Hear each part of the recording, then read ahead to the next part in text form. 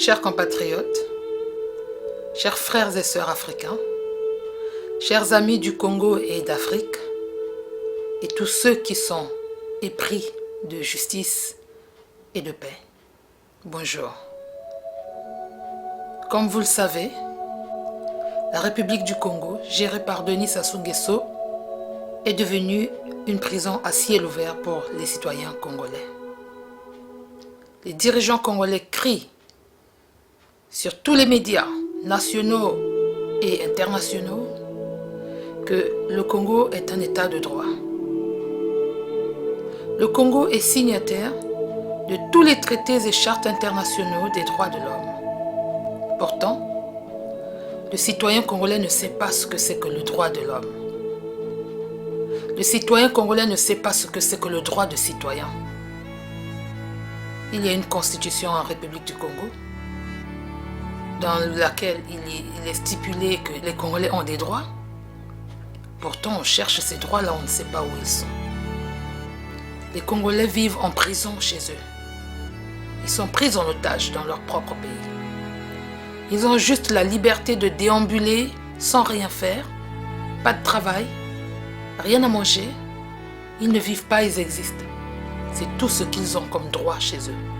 Exister dans la souffrance, exister dans la misère. Et quand ils osent parler, on les prend et on les jette en prison. C'est pourquoi nous avons aujourd'hui près ou plus de 200 citoyens congolais détenus illégalement, pour la plupart, juste parce qu'ils ont osé parler. Ils ont eu foi en ce que les dirigeants congolais disent, que le Congo est un état de droit. Ils ont eu foi en ce qui est écrit dans la constitution, même la fausse constitution de Denis Sassou Nguesso, que les citoyens congolais ont des droits. Ils ont eu foi en cela et ils ont cru qu'ils pouvaient exercer leur droit à la liberté d'expression, à la liberté d'opinion.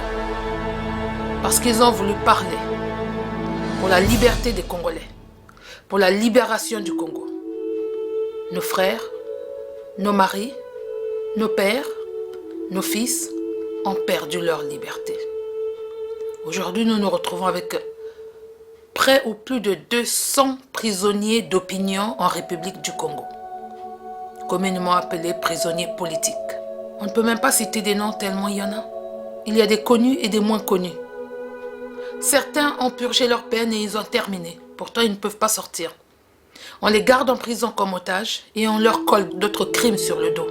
Des crimes qui se seraient passés pendant qu'ils étaient en détention dans la prison.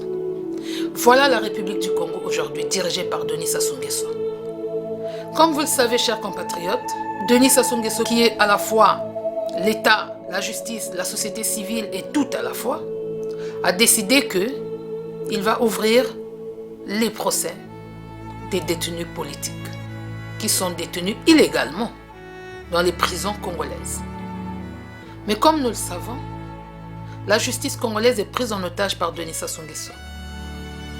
Les magistrats congolais sont pris en otage par Denis Sassou Nguesso. Les juges, les avocats pris en otage par Denis Sassou Nguesso. Est-ce que ces procès vont être équitables? Nous ne le pensons pas. Parce que nous savons qui est Denis Sassou Nguesso. Et nous connaissons ses intentions. Nous avons vu Nsuru et bien d'autres. Ceux qui sont emprisonnés se sont battus pour le Congo, pour la libération du Congo, pour notre liberté à nous.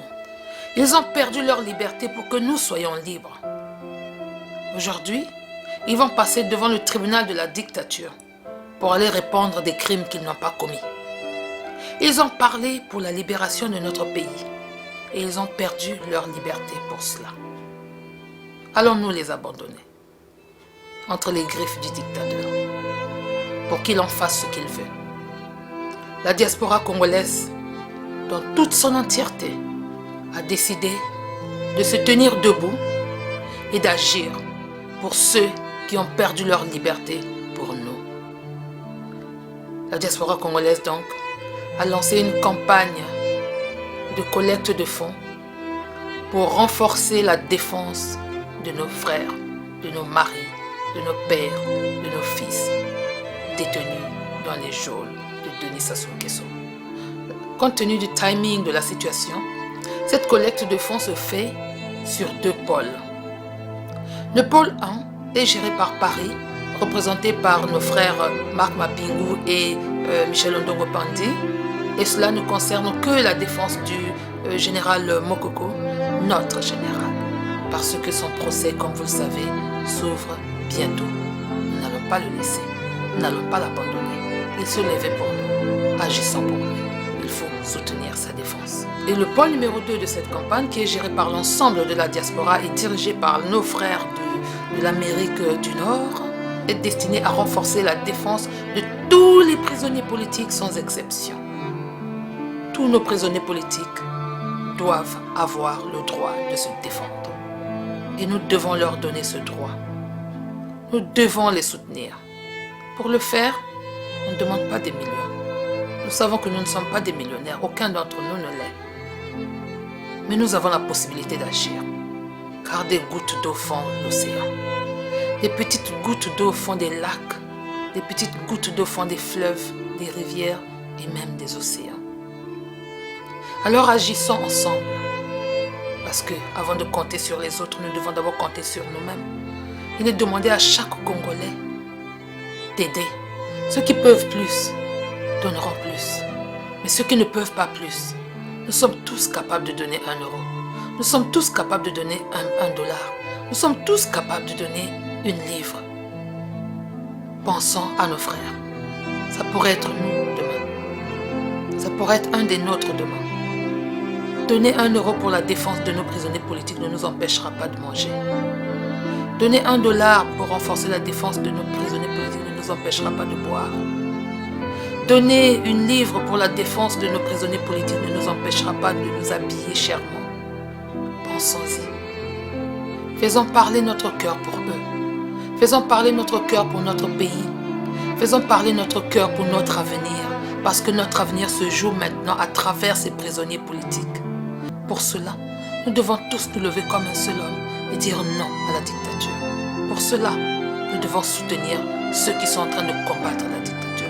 Pour cela, nous devons soutenir ceux qui se tiennent face à la justice tronquée de la dictature. Aidons-les. Ouvrons nos mains. Ouvrons notre cœur. Faisons parler notre cœur. 1 livre, 1 dollar, 1 euro, nous sommes capables de donner. Nous sommes capables. Nous demandons à tout Congolais, à tout Africain épris de paix et de justice, à tout citoyen du monde épris de paix et de justice, d'aider nos prisonniers politiques. Et partageons massivement cette information autour de nous, afin que cette campagne soit une réussite.